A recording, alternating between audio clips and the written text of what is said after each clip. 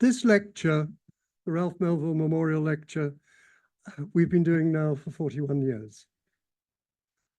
The Tropical Agricultural Association was initially formed by those of us who lived and worked and earned our careers overseas in agriculture in warm climates. It has evolved, it has changed, and I will ask Paul Harding, who's our current chairman, to tell you more about the TAI. But I am very grateful for this opportunity to partner with the AgDevCo on this lecture, and we look forward to hearing your talk, Chris, on where it's going. I'm grateful to ODI for allowing us to use this facility, and to Alice and Sergio and others who've done so much work, and Charlotte, who's in control at the back of the electronics, who are able to make this meeting go forward. Ralph Melville, in whom this lecture was initially committed, was Director of Agriculture in Kenya and stayed on after independence, and with Bruce Mackenzie, those who may remember your ancient history. He then came back to London and he was head of the Natural Resources and Agriculture Group in what was then Overseas Development Administration. No, it was Ministry in those days, and then it became an administration, then we became DFID, and then we were reabsorbed into the Foreign and Commonwealth Office, so the FCDO. He was head of that group, and he started to bring together a group of professionals who lived and worked and whose career was focused on agricultural development overseas. He died tragically in unfortunate circumstances. He was wrongly treated for something, and he died rather suddenly. What we will do this afternoon is to try, with these lectures, to take an update look at where things are going. We've all struggled with how agricultural development should move forward. It was initially a very technical exercise. It's become a much more social, political exercise. But the one thing that those of us who worked in the overseas aid side were never able quite to grasp was, how did you involve the private sector? And let's face it, agriculture is essentially a private sector operation. And governments create policies within which people have to practice agriculture. But in the end, it is a private sector. It is a business. It's where people earn money and they're living and their standards.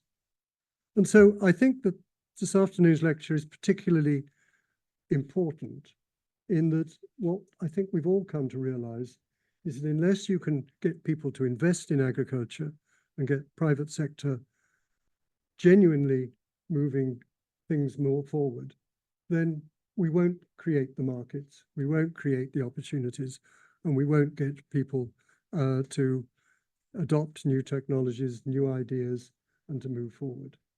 And let's face it, the challenges we now face with feeding everybody while protecting the environment, while combating climate change, while doing all these others. When a lot of us started, it was a very simple exercise: technology into agriculture. Food at any cost, it was almost. Now, there are lots of other criteria that we must bear in mind. So things have moved along. The private sector now has a much greater role, and investing in agriculture becomes increasingly important. So what we will do is Chris will tell us all about AgDevCo, but before that, I'm going to ask Paul Harding, the chairman of TAI, just to talk for a few minutes on what TAI is, and encourage you all to join us. It's a great organization. Anyway, after that, I'll ask Chris just to tell us what we need to know about AgDevCo, and then to give us his excellent talk. And then we'll have time at the end for some Q&A. And Charlotte will be looking to see people who are overseas, what they want to ask questions on. And we'll see how the questions go. But Chris, if you get tired and fed up, or you feel they're asking questions that are far too difficult and that no one else in this room can answer for you, then we'll draw it to a close after about an hour. So Paul, you have 5 minutes. I will chime them. Okay. I got the message, Andrew. Definitely 5 minutes. Yeah. So yes, I'm Paul Harding, and I'm currently the chair of the Tropical Agriculture Association International. As Andrew said, we've been around for about 50 years, almost 50 years. We were the Tropical Agriculture Association, TAA, for most of that time, but 2 years ago, we renamed ourselves TAA International, and we relaunched ourselves. Trying to rejuvenate the association. We've launched a new website with new benefits and some new tools on there. And our journal, Agriculture for Development, has gone open access now. What we we're a charity, by the way. We're a registered charity in the UK. And what we're an international association of professionals and practitioners who recognize the critical importance of sustainable and even better regenerative agriculture to livelihoods and economies in developing countries. We see our role really as promoting and facilitating sustainable and regenerative agriculture in developing countries. And what we can do to do that is we'd like to think we can bring together those who have expertise, experience, services, or products that support sustainable or regenerative agriculture, to bring those people together with those who are looking for those things, that expertise, those goods, those services. So we do think to do that, first of all, we have our journal. As I said, it's now open access. It's published twice a year. That's one way of spreading knowledge, of course.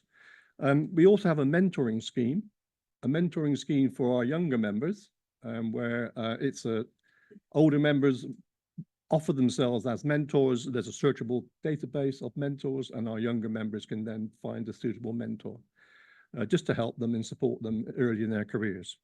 We've expanded that a little bit now, and we're forming mentoring panels for certain organizations, because what we do have is quite a lot of experience and expertise to offer. So, for example, we've been supporting Lend with Care, which is a microfinance scheme run by Care International.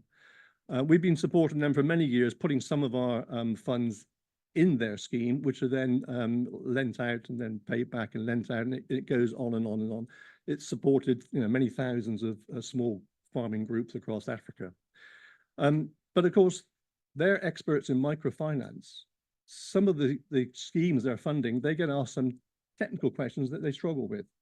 So we formed a panel, a mentoring panel, so they can write to us if they have any technical questions, and we'll try and provide them with an answer.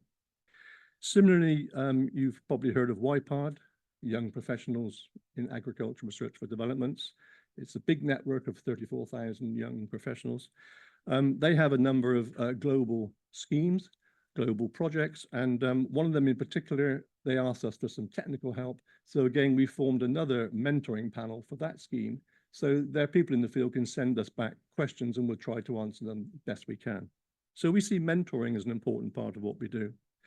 We have what we call the FESP scheme, Find an Expert Service or Product scheme, where we were restricting it just to our members, but we're going to expand it now to other organizations. It's just starting, but we want to think of it as like a one-stop shop. Anyone who's looking for an expert, or anyone who's looking for services or goods or products in support of sustainable agriculture, then they can go to this this database, and they can search it for what they're looking for. So it's somewhere where you go to find what you're looking for, but also somewhere where our partners can promote their services or their expertise and so on. We also, of course, hold seminars, often joint seminars like this one, as a way of spreading knowledge. And something we're just thinking, our members have worked in or managed literally thousands of projects in developing countries over the last 50 odd years. But we've never actually had a project of our own. So we're just now investigating the possibility of there being a TAAI project. It'll be on regenerative and multifunctional agriculture, probably in Central or Eastern Africa. And we're just now beginning to work that one up. But that's something quite an exciting adventure really for TAAI. The benefits of membership, well, apart from having the journal to read, of course, members can publish without charge in the journal. We do have an accreditation scheme, fairly straightforward scheme based on experience and qualifications. Of course, members can promote themselves on our FEST scheme. We do have various grants and awards, we like to think our website is an actively managed website. There's lots of up-to-date news and information and articles, videos, and so on, if you're interested in sustainable agriculture. So I won't say much more. I hope that's given you some idea of what we do. There is a brochure on every seat. It's in competition with 2 others, I realize that, but if you can find the time to read it and maybe look at our website, and I hope some of you will consider joining us. I mean, it's only £60 a year membership. And if you're, I think there are quite a few here. If you're under 40, or if you're a student, or if you're a citizen of a developing country, then it's only £10. So it really is a bargain, £60 or £10 for a year's membership. So please look at our website and think about joining us. We'd love to welcome you. Thank you very much. Thanks, Paul. Thank you, Paul. Well done. Well, a bit extended 5 minutes. Yes, flexible. So now we come to Chris's address. Chris, as you will seen from the invitation, has a distinguished record of working in developing countries overseas and in finance. And I was delighted to see he came from Wales. And earlier this evening, talking, his illustrious name is associated with another Schumacher, Gus Schumacher, who was small is beautiful, etc. So anyway, enough of that. So Chris, would you like to give us your lecture and tell us a bit about AgDevCo as well?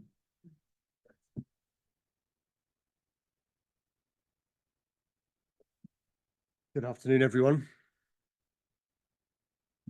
When war came to northern Ethiopia in 2021, Ethio Chicken's employees in the city of Mekelle, who had not been paid in months because of all communications with Addis Ababa and the wider world were down, formed a human barricade to protect the poultry company's hatchery from looting. Now, why would they do that? Perhaps because the company had created 230 good quality jobs and had been selling improved breeds of free-range chickens to many thousands of rural households in the area, supporting livelihoods and improving nutrition. A few months later, when a peace agreement was reached, Ethio Chicken was able to restart its operations in Mekelle. All its employees were safe, thankfully, and they received full back pay. This is sustainability. A profitable and growing company, a responsible employer fully embedded in its community with a business model that benefits rural households and is resilient even in the most challenging of circumstances. The slides will shift. Does someone have the ability to change the slide, please? Ethio Chicken, here we go, is part of the Hatch Africa group, which with AgDevCo's support has now expanded into 6 African countries. And last year, Hatch sold free-range chickens to 4.6 million smallholder households across Africa through a network of more than 10,000 freelance agents linked across its digital platform. That's impact at scale. My name is Chris Isaac from AgDevCo. It's a real honor to be giving this 41st Ralph Melville lecture, sponsored by TAAI, whose mission is to advance knowledge, understanding, and practice in agriculture, which is sustainable, resilient, equitable, and empowering. AgDevCo's mission is to invest in sustainable agriculture in Africa. So sustainable agriculture means many things, environmental, social, but I would emphasize one key dimension. It needs to be profitable, or quite simply, any benefits will not be sustained for the long term. There are many well-intended agriculture projects supported by governments and NGOs, which don't endure once the grant funds come to an end. Irrigation schemes are not maintained, or agricultural produce goes to waste because there are no reliable links to markets. One example we're familiar with in northern Malawi, NGOs encouraged farmers over many years to plant macadamia. Malawi has a fantastic climate for macadamias, perfect soils, they grow very well. The result of that program was that farmers were accumulating piles of macadamia nuts in their homesteads. They had no market for the nuts. So, next slide. Back one. More importantly, when agriculture is profitable, it has the potential to be scalable. And if we want to make more progress on the Sustainable Development Goals, the SDGs, including the ambition of ending all forms of poverty everywhere, which is SDG 1 by 2030, scale is essential. A collection of projects that deliver improvements for only a few hundred or thousand people at a time are not going to close the gap. As you can see on the chart, globally, there are about 600 million people in extreme poverty today. The World Bank forecasts that extreme poverty will largely have been eradicated in Latin America and Asia by 2030, but sub-Saharan Africa will still be at around 500 million, or a third of the continent's population. And the majority of those people live in rural areas and rely on subsistence farming. Now, decades of aid have not fundamentally changed this picture. There have been improvements in health and education, but there's been little in the way of economic transformation in rural areas in countries like Malawi, Mozambique, or Zambia. Without jobs and incomes, rural poverty and food insecurity remain stubbornly high. And this is not just about altruism, of course. Ellen Johnson Sirleaf, the former president of Liberia, was speaking at an impact investing conference in Oxford a few years ago, where she described the urgent challenge of creating jobs for young people. About 10 million African youth will enter the labor market every year in the coming years, and yet only 3 million jobs are being created each year. And as Sirleaf pointed out, if we don't find a way of meeting the expectations of a rapidly growing youth population, we can expect to see major social pressures and increased migration. So in this talk, I'll make the positive case for the role of the private sector in agriculture to help develop commercially viable farming and agri-processing businesses, which is perhaps the best way to create jobs and wealth in rural areas. I'll argue 4 points. Firstly, as we heard from Andrew, agriculture is a business at any scale, whether you're a smallholder farmer or a large commercial plantation, and any business has to be profitable. Secondly, responsibly managed, medium-sized agribusinesses, which are embedded in their communities, can create wealth in rural areas. More importantly, the very best examples can kickstart new industries. Thirdly, agriculture is too important to be left to market forces alone. Far too little private investment goes to agriculture in the low-income countries today. The risks are considered too high and the returns just too low. Without some level of public subsidy, there will be too little investment. And finally, that brings us to blended finance, which combines aid and investment in innovative ways. It offers a solution. There is a strong rationale for subsidizing investment in early stage agriculture companies. Using aid in this way can be exceptionally good value for money.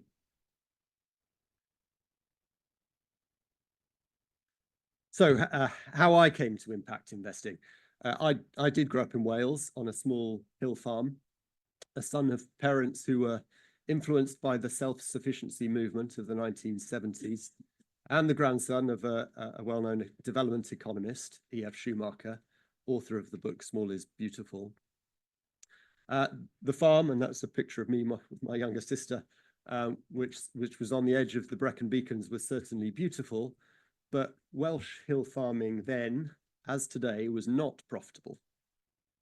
It relied on subsidies, which just about allowed farmers to keep their heads above water. Influenced by my grandfather, I studied economics at university, and then after a few years working for a large accountancy firm, I went to the Ministry of Finance in Namibia as an ODI fellow. So it all started here, although I think ODI is in a different building from my interview back in the year 2000. Part of my job involved reviewing applications from startup firms for government guarantees. The first was for a toilet paper factory. So you could say my career in impact investing started on a roll.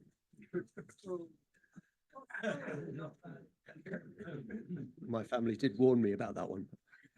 Got away with it. A few years later, after a short stint with the UK's Department for International Development, I met Keith Palmer. Now, Sir Keith, recently knighted for services to international development, a former investment banker, also, as it happens, born and bred in South Wales.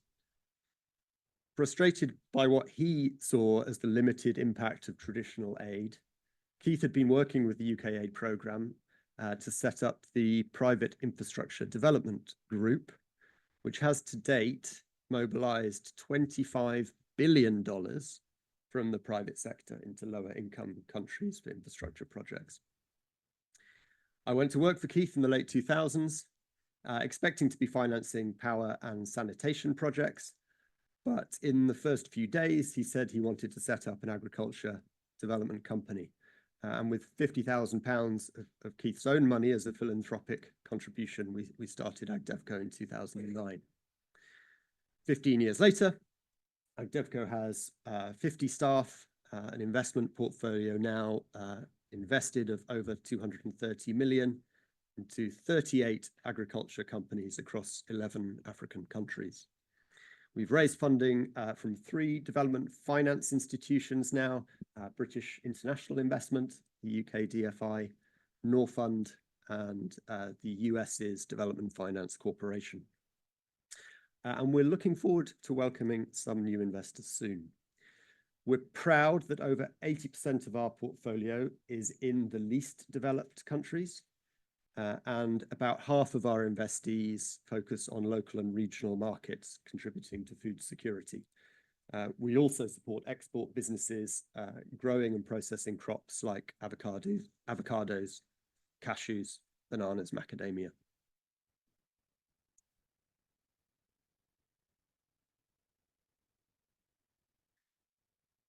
As we've seen, extreme poverty is increasingly concentrated in rural Africa, where the majority of the population engages in subsistence farming.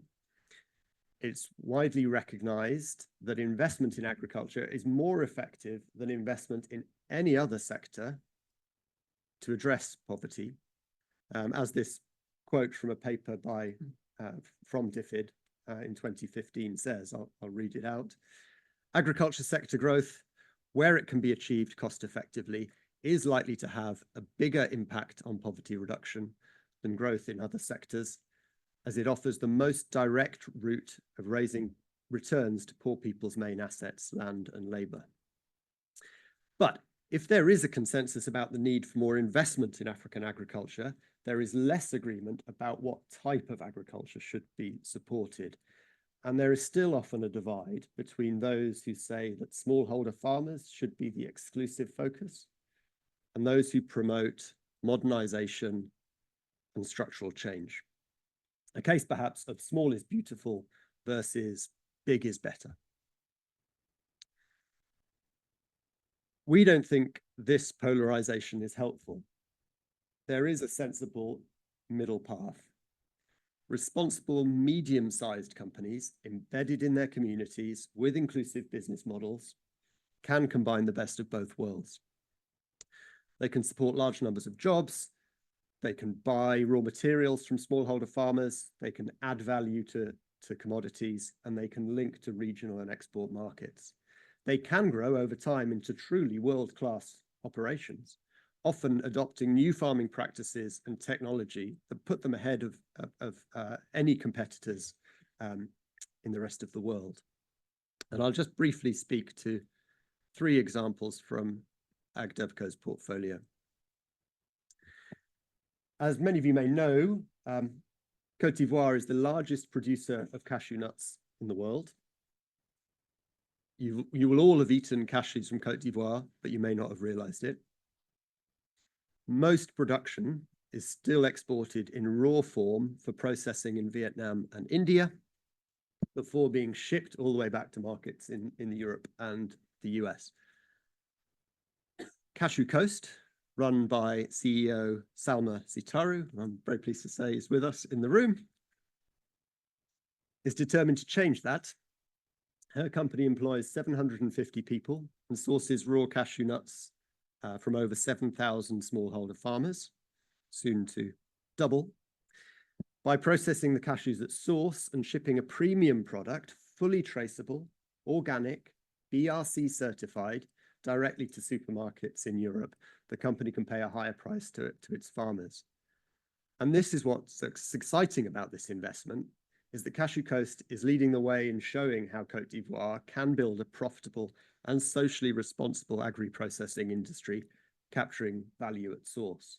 That industry should shift to Côte d'Ivoire, and it will if companies like Cashew Coast blaze the trail. The second example is from Kenya. This is a recent investment. It picks up on the theme of regenerative agriculture. AgVenture is a cooperative of 10 commercial farms in Kenya, which together supply about 30,000 tons of food, mainly wheat, into the domestic market.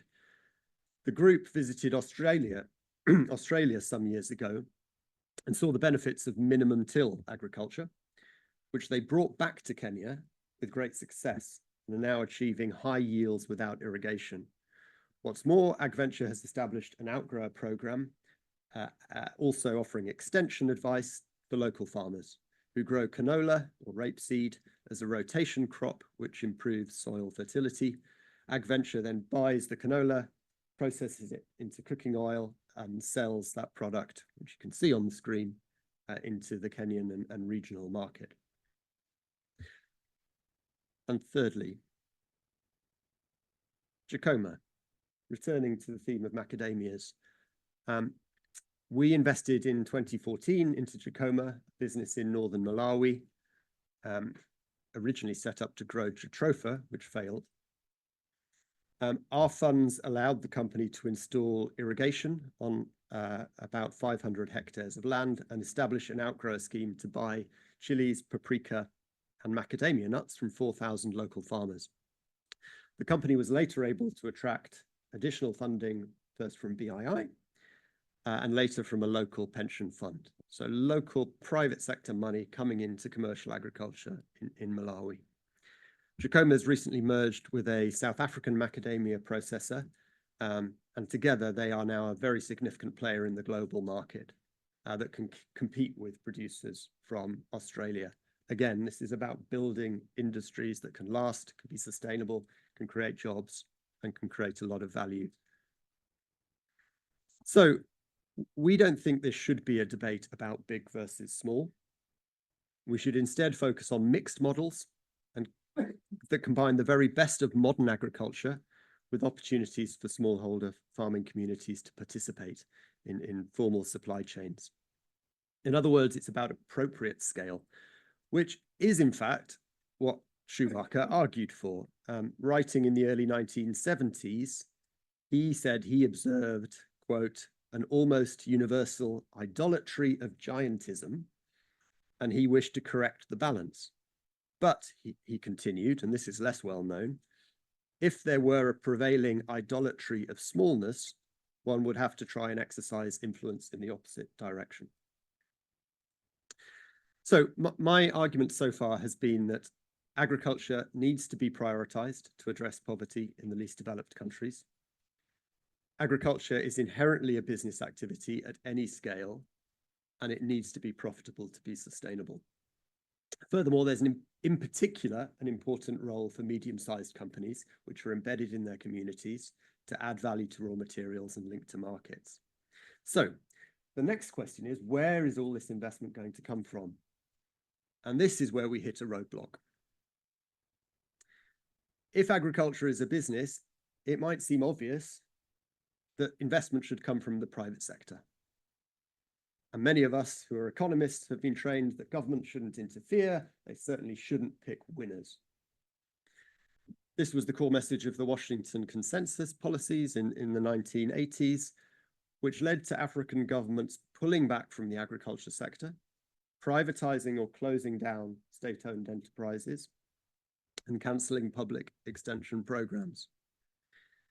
Closer to home, here in the UK, the CDC group, which had since the 1950s been investing public money to build commercial agriculture across Asia and Africa, sold off its agriculture portfolio and laid off its many agriculture specialists.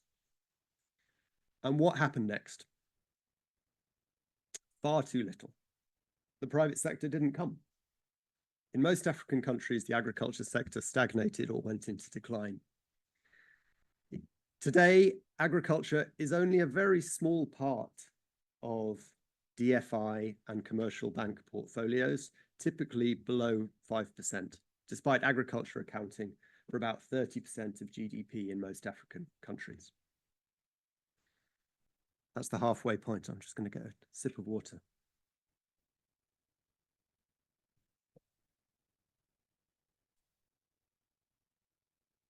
The fundamental problem is that on average, African agriculture, especially primary agriculture, is not yet profitable enough to attract private investors in any significant volume.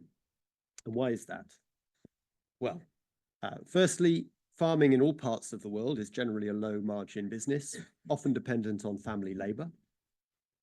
In most developed countries, the sector continues to be heavily subsidized. Around $500 billion per year, according to the OECD, is paid to producers in developed countries every year. To go back to Wales, average farm incomes today are at around £35,000 per year, of which 2/3 comes from subsidies. And if you go to the upland areas where I grew up, sheep and cattle farms are actually loss-making before subsidies. Secondly, in large parts of rural Africa, basic infrastructure, roads, power lines, bulk water is inadequate or sometimes missing. Thirdly, government policies and regulations are often unpredictable and sometimes rent-seeking. Fourthly, and most importantly, I would say, if you are a pioneering firm in a remote area, you're often on your own. You'll probably have to train up a labor force, establish new routes to market. You are unlikely to have a neighbor next door you can go and ask for help or advice. You will probably struggle to get spare parts for machinery, and it would be difficult to find an experienced vet to make a visit to your farm at short notice. All of these factors make investing in African agriculture challenging. As a survey recently conducted by an organization called ASELI shows, this was a survey of 24 banks and non-banking financial institutions in East Africa earlier this year. And you may not be able to read it on the screen, but I'll read out the responses. 84% of respondents said agriculture was riskier than lending to other borrowers. 77% said due diligence was costlier than other sectors. And 69% said the returns were less attractive considering the costs and risks. ASELI found that banks made average profits in their agri portfolios of just 3.2% when they could invest in government treasury bills and earn 10 to 17%. The non-banking financial institutions reported they actually made losses on their agri portfolios. So this is not an easy sector for an investor to enter. I'll give you a quick example of one case where AgDevCo didn't have investment success, and that's a business called Afri Oils in Malawi, a peanut company. Peanuts are a smallholder crop, widely known, widely grown, a potential alternative in Malawi to tobacco. The country used to be a major exporter of peanuts in the 1970s and 80s, but that all stopped with the problem of aflatoxin, a mold and a carcinogen, which markets have zero tolerance for these days. Our investment into AfriOils proved that the company could manage the aflatoxin issue and supply nuts into formal value chains in South Africa and Zimbabwe. But demand from those countries proved highly volatile. The local peanut varieties were not suitable for the sort of global export markets, and government policy made it very difficult, if not impossible, to introduce new varieties into Malawi. The final straw for us was that a larger competitor entered the market. Now, that's actually good news for the development of the industry in Malawi, but it wasn't for our investment. So AfriOils is a good example of how pioneering companies often have to absorb the upfront costs and risks of establishing a new business model, but they're not always the ones to get the long-term benefits. So to come on to blended finance, we need a lot more investment in African agriculture if we're serious about reducing poverty and driving economic transformation. But the sector doesn't yet, on average, offer investment returns that are sufficiently attractive to private investors. So this is where blended finance comes into the picture. Blended finance is a type of subsidy which increases returns or reduces risk for investors with the aim of mobilizing private capital into businesses and sectors that can help meet the SDGs. And it can do this in two ways. It can do it directly by combining public and private capital within a fund structure. An example is the Climate Finance Partnership fund promoted by BlackRock, which targets clean energy projects in emerging markets.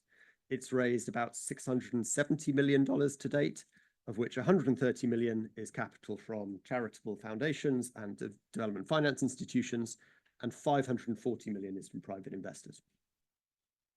Or blended finance can do it indirectly.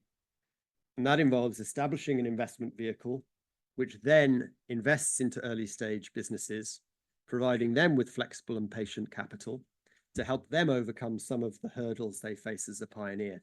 And as those businesses grow and mature, they should be able to attract increasing amounts of private capital. There is a debate within the blended finance community about which approach is best. I won't get into that here, except to say that if you want to catalyze private investments into the most challenging markets and sectors, where the development impact is likely to be highest, you're going to need higher levels of subsidy and more patience. I'll use an example of aquaculture in Africa. Various DFIs and impact investors have supported pioneering investments in Zimbabwe, Zambia, Mozambique, Kenya, and Ghana over the past 15 years or so. After a long period of trial and error, there are now at least 3 emerging players who are profitable and expanding, producing tens of thousands of tons of low-cost protein for local markets and creating jobs for large numbers of market traders, mainly women. We're now seeing private sector feed companies establish factories to supply the fish farms, which in turn is creating markets for smallholder farmers who grow maize and soya. Now, I'm not going to claim that AgDevCo has any role here. We've only been a late arrival to aquaculture, but we have someone from the Gatsby Foundation who's been critical in getting this sector off the ground. Or taking another example, and this is one of AgDevCo's investments. 12 years ago, we invested in greenfield seed potato production in northern Zambia in partnership with a local business. When we started, almost 100% of Zambia's seed potatoes were imported, mainly from South Africa. They were expensive and generally low quality. Today, Zambia is largely self-sufficient in seed potatoes, with benefits for thousands of local potato growers. And we've seen our partner investing downstream in potato processing. Investing in greenfield agriculture is tough. In this case, we'll probably recover our capital, but only just. But the impact is tremendous. It has created opportunities for profitable investments by Zambian farmers and entrepreneurs all along the value chain. So as we've seen, we're a long way from meeting the SDG targets on reducing poverty. Closing the gap would, according to the UN, require an extra $4 trillion per year to meet poverty and climate goals. But total aid flows are only around 250 million. So there's clearly a massive gap. Can blended finance help fill that gap? Well, potentially. Global private assets today are at a record high of about $500 trillion. And if just a small part of that capital could come into responsible businesses in developing countries, it could make a big difference. But unfortunately, blended finance has not yet, so far, lived up to its promise. The cumulative value of blended finance transactions since 2017 has only been around $213 billion, with the majority going to middle-income countries. Billions of aid has not so far turned into trillions of investment. So what's gone wrong? Well, one reason is that blended finance structures are nightmarishly complicated. Persuading different capital providers to club together within a legal structure, accepting different risks and returns, can be a bit like herding cats, and the legal fees can become quite high. It's rare to find a new blended finance facility getting off the ground in less than 3 or 4 years. But more fundamentally, the volumes of aid going into blended finance today are simply too low to have a major impact. Less than 2% of the aid budget of ODI is used to support private sector initiatives today. So that's somewhere between $2 billion and $4 billion per year, spread across 140 countries. Now, to put those numbers in perspective, if we can get the next slide. Not sure if I'm controlling this or somebody else is. On just one back, please. To put these numbers in perspective, the US Inflation Reduction Act will direct about $40 billion per year over the next 10 years as grants, tax incentives, and low-cost loans to support clean energy projects in the US, with private corporations as the main beneficiaries. China and the EU are also spending heavily on subsidizing the green transition. So you might say this looks like industrial policy for the rich countries, but only crumbs for the rest. So at a time when aid budgets are under pressure, how can we make the case to channel more scarce resource into blended finance, and especially agriculture? This is controversial. Even with industrial policy becoming more fashionable again, there is still skepticism from both right and left about subsidizing the private sector in developing countries. To try and win over some of the skeptics, we need to gather the evidence, point to what's working, and focus on value for money. Rory Stewart, who many of you will know from his podcast with Alistair Campbell, the former International Development Minister, recently appeared in front of the UK's International Development Committee. He now represents the charity Give Directly. Give Directly raises about $300 million per year from donors and uses mobile money to distribute small cash grants directly to poor households. Now, a growing body of empirical research suggests this is a highly effective and efficient way of reducing poverty. Effective because cash stimulates economic activity and trade, and efficient because you don't need a giant bureaucracy and the overheads of a large donor agency to distribute that cash. And he in fact said, Stuart, that if he was Secretary of State again, he would consider allocating the majority of the UK aid budget in this way. So I think it's worth considering how the value for money of giving cash directly compares to blended finance for agriculture. As it happens, $300 million is roughly the size of AgDevCo today.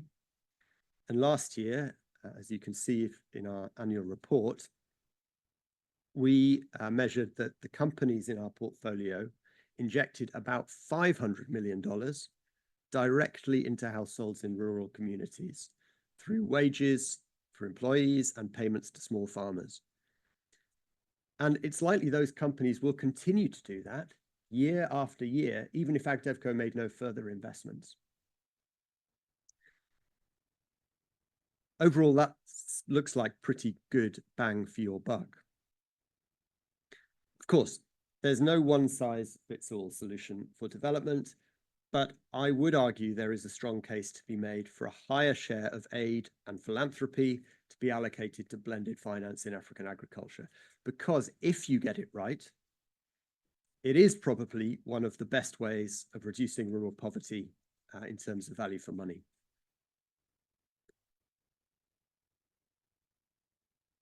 Lastly, I come to ways of supporting the next generation of agri-entrepreneurs in Africa. When AgDevCo started back in 2009, we had limited capital to invest, and we made some very small investments, sometimes as low as $100,000 or $200,000. It was exciting and pioneering, but we lost money. We certainly made mistakes in those early days. We did, however, help launch a number of businesses that have grown over the past decade and now are benefiting tens of thousands of local farmers. And there's one on the screen, which is East Africa Foods, led by Elia Timotheo, an agro-logistics firm in Tanzania, which is now roughly a $20 million turnover business, connecting small farmers to local and regional markets. So we achieved a lot of impact in those early days, but we did lose money because investing in a portfolio of small companies is especially difficult. All of the constraints I described earlier apply, and you have the challenge of high transaction costs to make and manage small investments. And so from around 2017, we started rebalancing our portfolio by adding larger investments with more established companies. And as a result, we are delivering more impact today, and we've also moved to profitability. But we have been criticized by some for taking less risk and being unable to support those small startup businesses. And when Sir Keith retired from the AgDevCo board just over a year ago, he said at his leaving dinner that he wanted to see AgDevCo first achieve sustainability, but then get back into doing small investments, which is central to our DNA. So we're really pleased to be able to announce today that we have the support of the UK government to launch a new facility called AgDevCo Ventures. It will be a $50 million blended finance facility for small early stage investments of up to $3 million, with the aim of building the next generation of African agribusinesses. It will invest in a high proportion of African and female-owned or managed agri-SMEs. The UK government is providing $25 million of equity funding, and we expect to raise the matching $25 million from DFIs and philanthropic funders. And you should have a press release on your chairs. So, in conclusion, we are falling well short against the SDGs, especially in sub-Saharan Africa, where uniquely the numbers in extreme poverty are not falling. Investment in agriculture is highly effective in reducing poverty, in particular when you invest in medium-sized firms with inclusive business models. Although, as a book title, Medium is Beautiful doesn't have quite the same ring to it, but it's what we believe. The challenge is that African agriculture in most countries, on average, cannot yet provide the level of returns sufficient to attract private capital in large volumes. Blended finance offers a solution. It can be used to help launch pioneering companies, catalyze the development of new industries, and build the next generation of locally owned firms. Done well, blended finance for agriculture could be one of the most effective and efficient ways of using aid to tackle poverty and help economies develop. Will blended finance become a much bigger part of the international development system over the coming years? Or will it remain a niche corner of aid which promises much but under-delivers? I hope I've persuaded you that there is a good case for doing more of it, especially in agriculture. But to change hearts and minds, we'll need more stories of world-beating businesses like Hatch Africa, like Cashew Coast, and how they're delivering impact at scale. I'll stop there. Thank you very much for coming. Thank you for your attention. It's appreciated.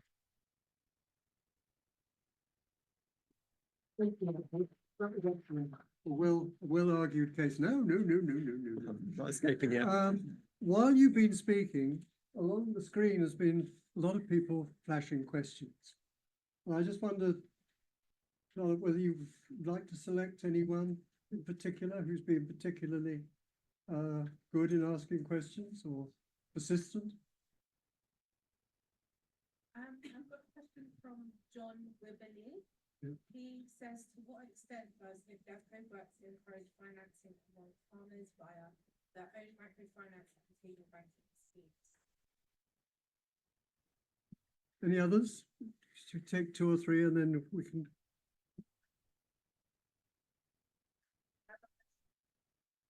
A great story regarding Zambian potato production. How far has the Zambia government backed disease protection and certification? Good. Shall we call? Would you like to handle those? And then we'll ask your colleague to walk around with the microphone to see if anyone else would like to add. I'm afraid on the second, I don't know is the honest answer. I would direct John to someone in our Zambia team. But on the first, it's a good question. There are, of course, many savings and loans organizations in African countries and microfinance institutions. Farmers can tap into that. If we can work with companies that have traceability back to the farmer, in particular digital traceability, those farmers are now building up a track record they can take to the bank that demonstrates the level of business, their reliability, the incomes they've earned. And that gives them better access to microfinance and loans at more affordable rates. So we see that happening. We also have a technical assistance program that works with outgrowers on financial literacy and linking them to local financial institutions. So it's all part of the ecosystem of combining often medium or large farming and processing firms with then a network of outgrower farmers and connecting them to financial services. So in the room, we'd like to ask a question. A lady here, are you going to run around with the microphone? You'll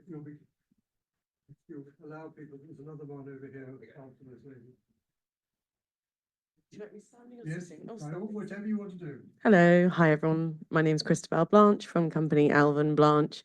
We manufacture in the UK and we manufacture complete process systems for agriculture. And we've been selling them and supporting our clients across Africa for 65 years. I'm afraid Chris already has the pleasure of knowing me, or displeasure. I wanted to ask Chris, I'm always keen to see if there can be, I mean, it's great to see about 3 or 4 of our clients listed there today. So what I'd love to know is obviously first of all, I want to congratulate you on this press release. It's really fantastic. And also on your movement into the financing of smaller, or let's say SMEs.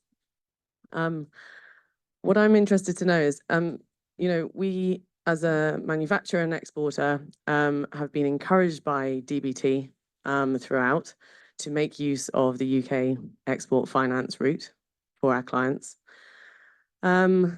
It's, let's just say, not particularly accessible, if I'm frank, for most private companies. You know, for many reasons, I won't go into them right now. But out of interest, particularly with the fact that it's some of your finances coming from FCDO, is there going to be a link also to some finance preference to UK exporters or encouragement of UK exporters, or am I being a little too hopeful? Well, Thank you. we're delighted. And oh, sorry, quick question. Yeah. And the other question is, in terms of access for our clients, will the access and the route to finance be a bit more simple and straightforward than the UK export finance? Thank you. So, to be clear, we have no particular requirements or ties to UK companies. We are a multilateral funded organisation, but we are delighted if we can make those links. I'm very happy to connect you to fantastic entrepreneurs like Salma or Wycliffe at the back of the room. And to the extent that we work with companies who want to source equipment from UK companies, we're delighted to finance that. But it's the decision is with the company. But knowing your business so well, which is such a good fit for so many medium-sized agri-processing businesses in Africa, I hope there will be more business to be done there. The route to access funding from AgDevCo, well, we'd like to think we are easy to deal with and efficient and fast. The reality is these things always take time. But we encourage anyone who's interested in accessing finance from AgDevCo Ventures to be in touch with us. They should be aware that it's unlikely that the team will be in place and will be ready to make investments until early 2025 at the earliest. Thank you. Can you introduce yourself? Yes, sure. Brilliant presentation. My name is Sonny Ojaga. So I run a company consulting company in Canary Wharf. We're into finance. So I'm going to speak from recent experience. So we just finished conducting R&D last year for commercial farming in various countries in Africa. And what we've realized that one of the major challenge across the entire continent is securing farmland. That's something that we've noticed. So my question is about that. And securing farmland also has to deal with all the political risks, changing of governments and all those things on the long term for commercial farming, because you need to secure those for the long term. So my first question is about what's your experience with making sure that you have these farmlands available on the long term so that you can make your investment viable and profitable on the long term. And then the last question, which is very short, has to do with, one of the major problems in Africa when it comes to investment has always been the interest rate. So the 2-digit interest rate, right now we are facing a global financial crisis and all the global geopolitical issues. So even the cost of money has become extremely expensive in the West. So it's even worse in Africa because most of their currencies are kind of like pegged on the major big currency, US dollars, British pounds. So things have become, what you feel here, they even feel it worse in Africa because their currency is kind of declining. So what's your model going forward? Because that's a huge challenge actually, because I suppose that you get your money from the West and then you have to send it over there and then there's some effects and all those things. So that's like kind of like a serious challenge. I want to know your views on that. Thank you so much. Thanks, Sonny, for the questions. Access to land is a challenge. Of course, it varies by country. Generally, these days, we're making investments with farming businesses that have private land already. In the past, we have got involved with trying to work with communities to aggregate land and install irrigation. I would say A lot more of that needs to be done, but it is especially expensive and time consuming.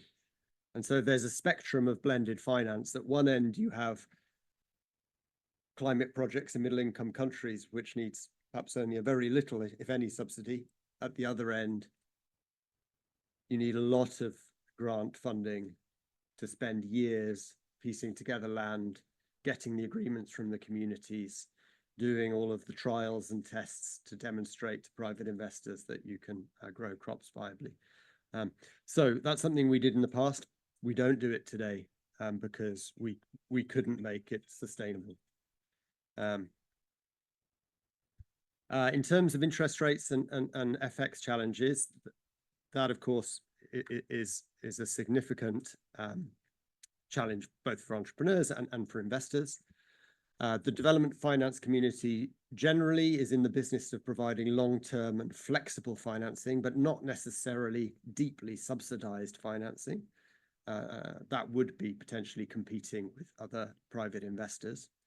To give you a sense of where we will price investments, typically for debt will be somewhere in the range of 7 to 10% on US dollars.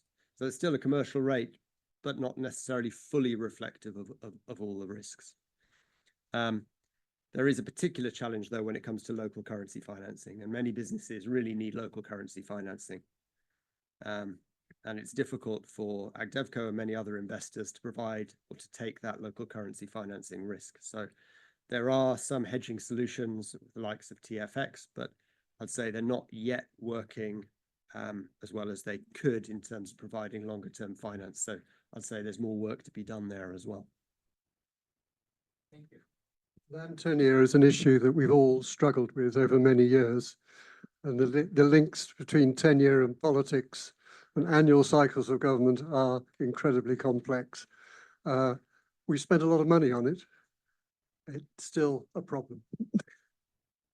Very quick, in terms of local finance, local currency financing, we've got some very good from our R&D, some good results. Happy to chat later. Hi, I'm Benny Dembitzer. Now, I wanted to ask a couple of questions, if I may, Chris, because it seems to me that the key challenge facing the poor world, sub-Saharan Africa, is that about 25,000 people per day are starving to death. So the real challenge is to increase productivity for local needs. I was delighted in the examples you gave about AgVenture, because if I got it right, it's production for local consumption. In other words, it's not a question of repaying the foreign currency, which, as this gentleman just said, it's going to be more and more difficult as local currencies devalue. So shouldn't the first priority of the rich world and of the poor world to create safe food reserves, and that the entire aid effort should go towards that?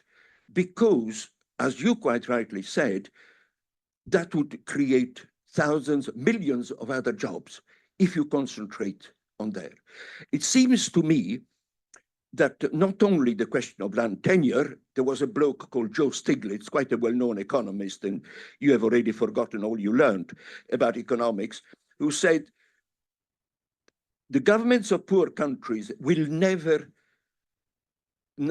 deal with land reform because it will alienate the local elites. How bloody true that is. But you must be dealing with some of the elites, or probably exclusively with the elites, for local partnerships. I doubt that you're dealing with the poor of the poor. And my last point would be, forgive me for going on, there are 962 NGOs registered as charities in the UK who work in Malawi alone. What the bloody hell are they doing? I'm not inventing that. 962. It seems to me that a company like yours would have a fantastic opportunity to make the NGO community understand that there has got to be a connectivity, a coming together of the targets around agriculture.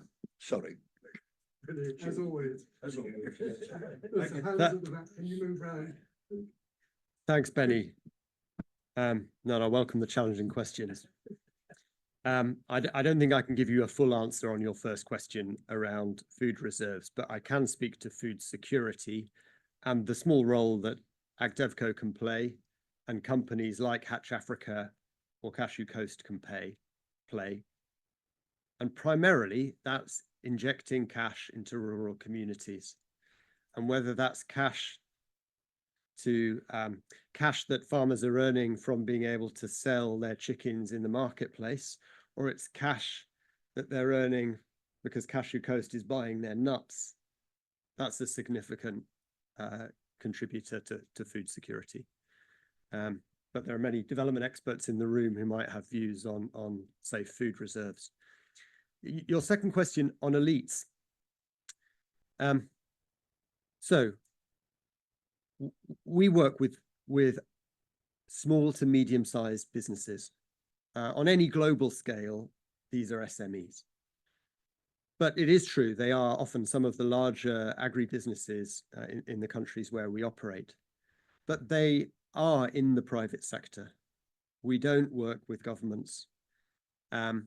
And if we're working with business people and entrepreneurs of high integrity who are building great companies and are engaging with smallholder farmer communities through inclusive business models, we think that's exactly the right way to create impact and promote transformational change.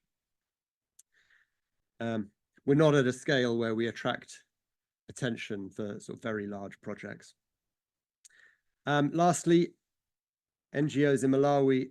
I mean, I have an image in mind in northern Uganda of maybe not 962, but certainly around 30 signs for NGOs on one particular road junction outside Gulu.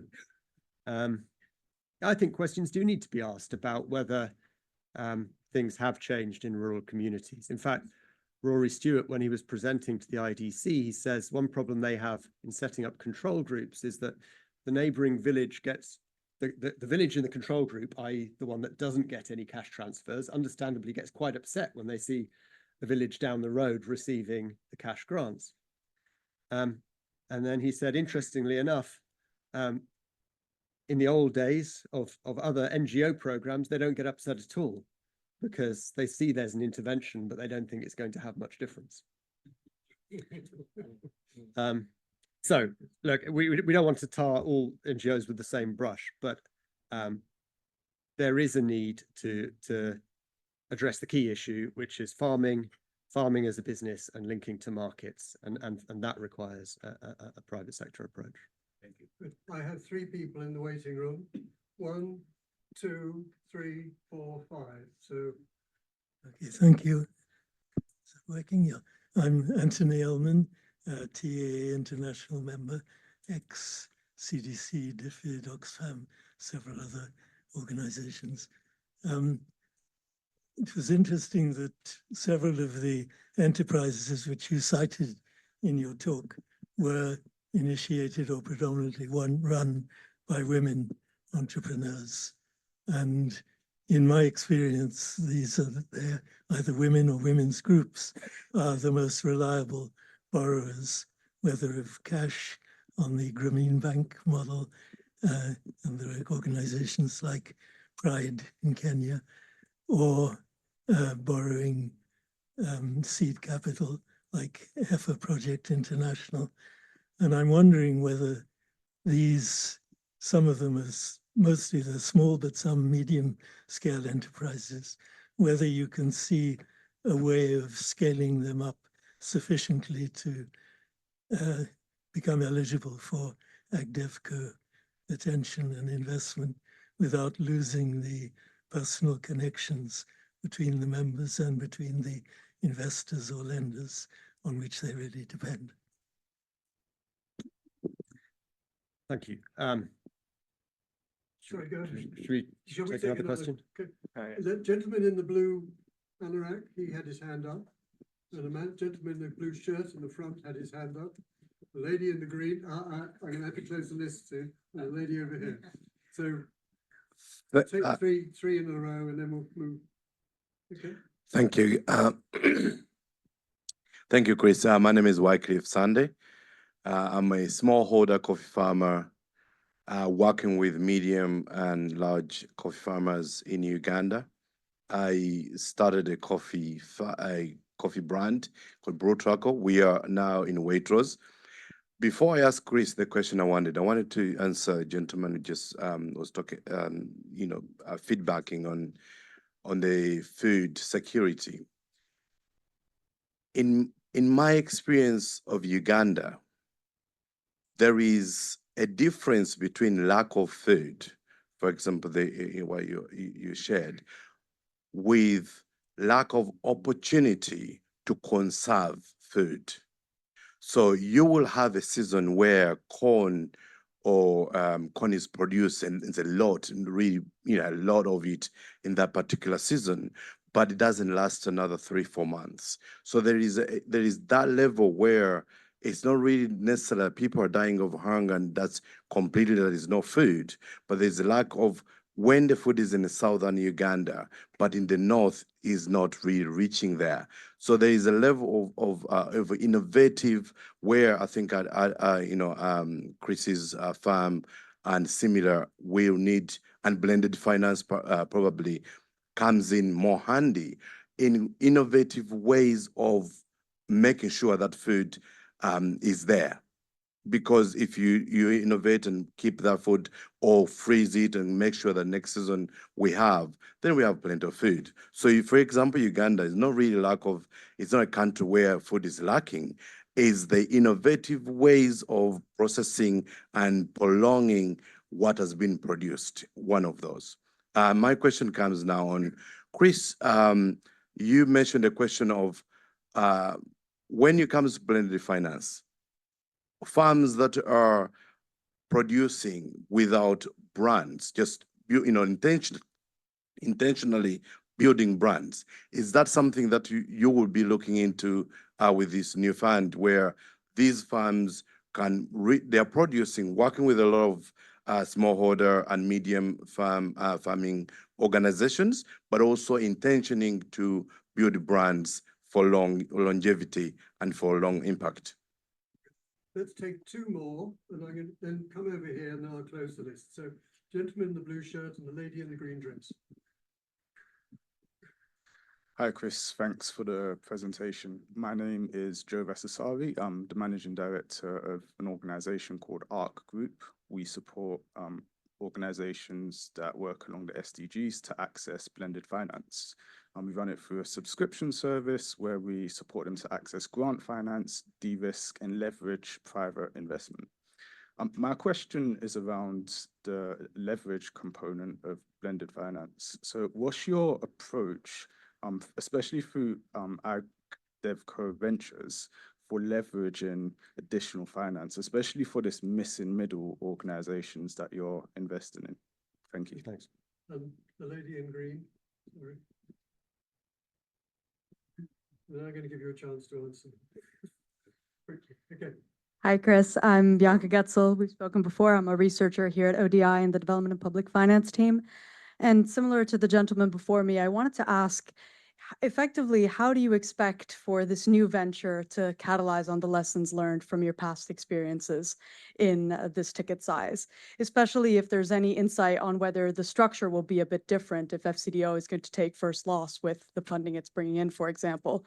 And then kind of tackling on that, one opportunity that I maybe you didn't really fully capture here that I would love your thoughts on is climate finance as another channel for accessing blended finance in turn. I think the overlap between agriculture and climate is undisputed, but it's highly untapped. Only 2% to 4% of climate finance reaches it every year. So any insights on that and how AgDevCo hopes to leverage the opportunity? Thank you. Chris, over to you. I won't try. Thanks. I'll try and be brief. So if I don't give you full answers, please come chat later.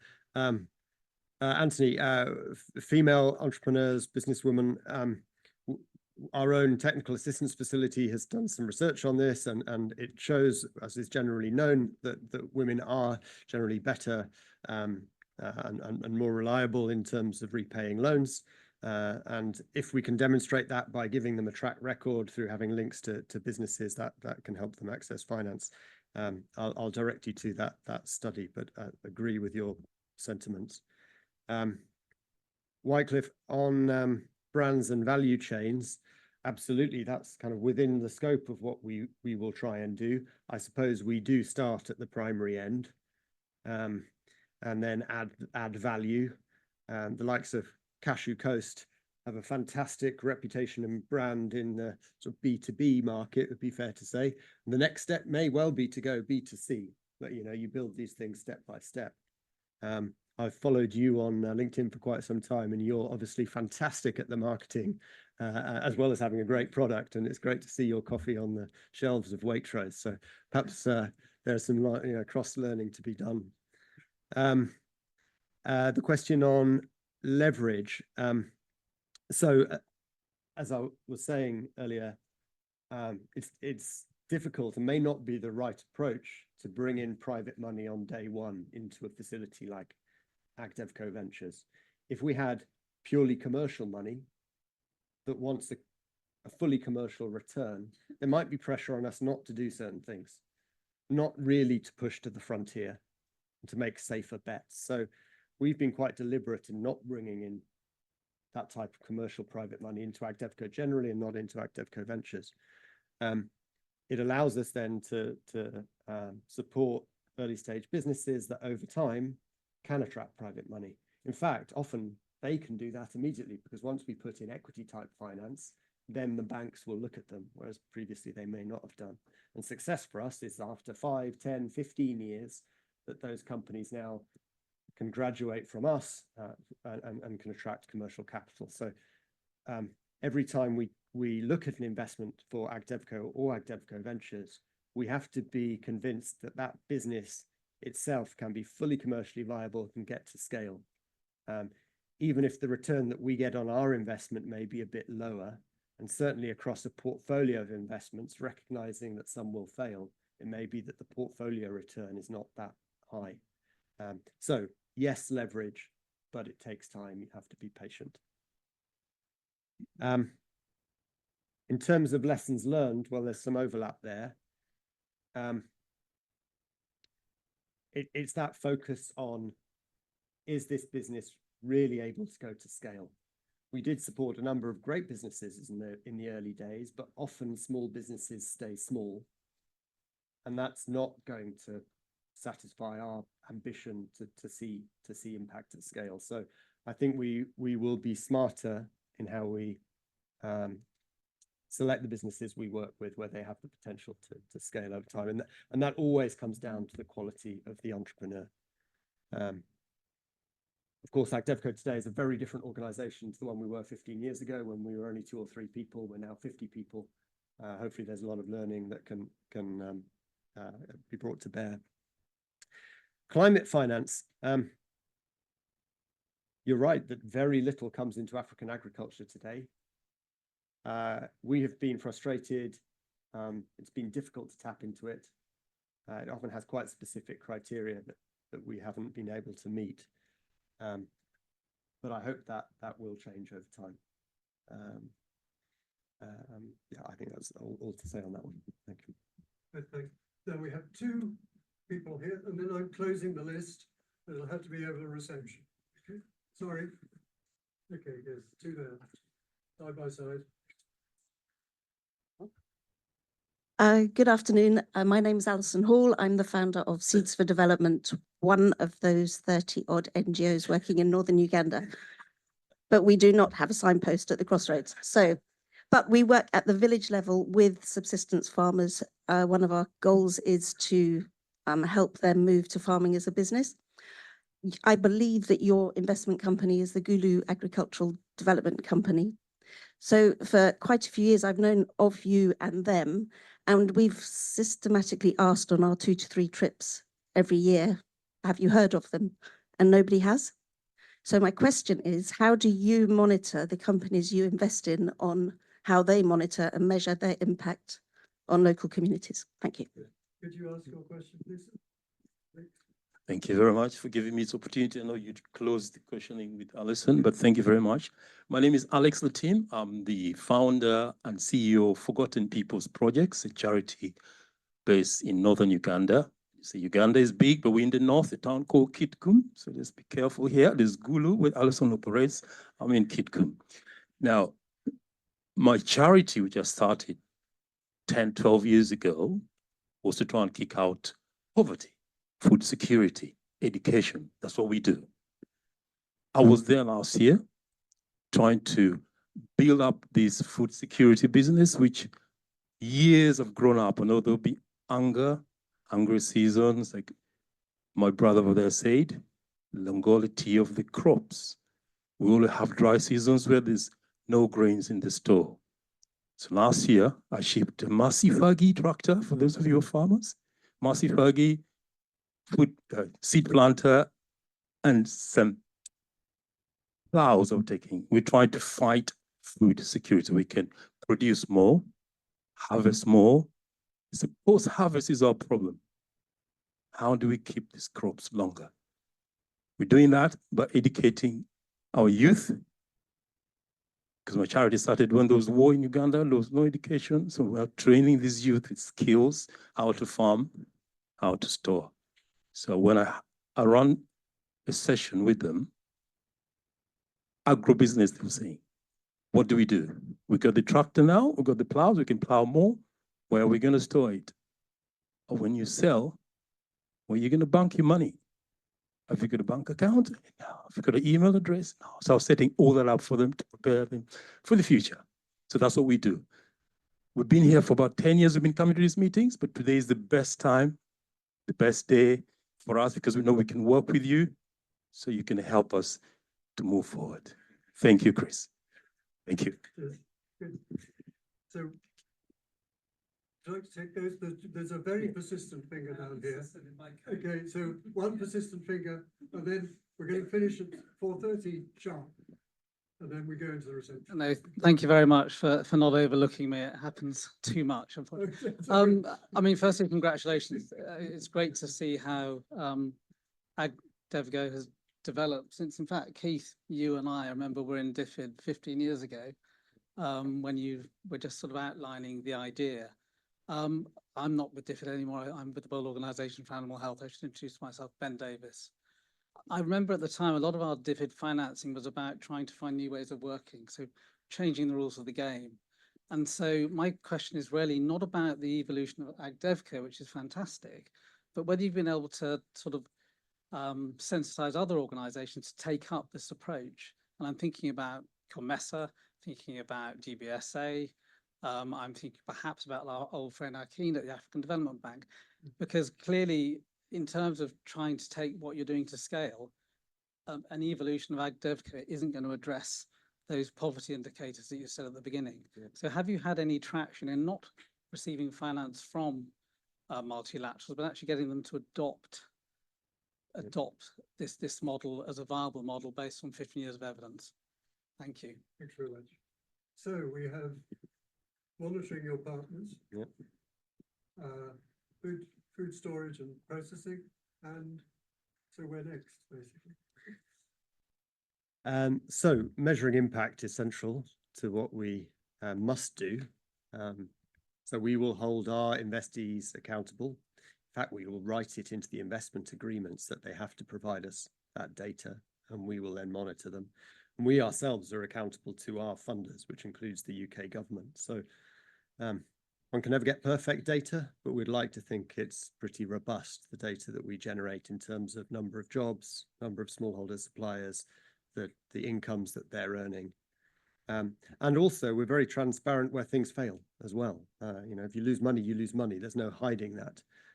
And in the case of the Gulu Agricultural Development Company, we went through a very difficult period in COVID. And that hasn't been a fantastic financial success for us. But our support and financing from another number of other social lenders has meant that it can buy cotton and sesame from around 60,000 farmers. So not every farmer in that area, and it covers a very large area, but it's making a significant difference on the ground. Alex, I'd welcome a conversation with you later to explore that. Ben, have things changed? Have we had more success? Well, I think there is increasingly a recognition that there is a trade-off between financial return and impact. I think if you go back 10 years or so ago, people believed that you could have it all with impact investing. You could have commercial returns and impact. We don't think that's the case, certainly not in agriculture. So there's more of a tolerance for a trade-off, i.e., if you're going to invest in an organization like AgDevCo, you accept a lower return. And we've had success with our DFI partners, BII, Norfund, and DFC in persuading them of that case. But there are many others who we failed to persuade. They're still expecting an investment portfolio to develop, to deliver a more commercial investment return. And so we do sometimes hit that brick wall. And I find it difficult to put together a talk like the one I gave today, because I'm trying to balance, on the one hand, the need to address poverty, the challenges of investing in agriculture, while also being super aware of brilliant businesses like Wycliffe's and Salma's that are fully commercial and profitable. It's the difference between, though, investing in a portfolio and individual success stories. And I hope I've managed to get that balance right, that there's a case for more subsidized investment to support these great businesses that will deliver a lot of impact directly to where it's most needed. Chris, very many thanks. I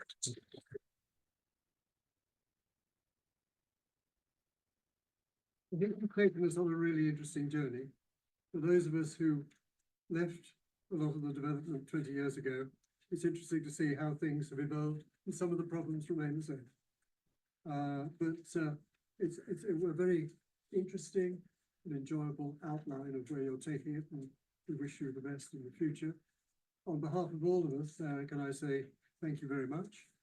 Can I repeat my thank yous to your colleagues in AgDevCo who have helped stage this and record it and mastermind it, and to anyone who is in ODI, pass on our thanks for allowing us the use of these excellent facilities. Thank you very much. You're now welcome to join us for a small drink and some nibbles when you can further pursue Chris with your questions. Whether he'll give you answers is another matter. Yeah, time off now. Thank you very much for coming, and thank you, Chris, very much.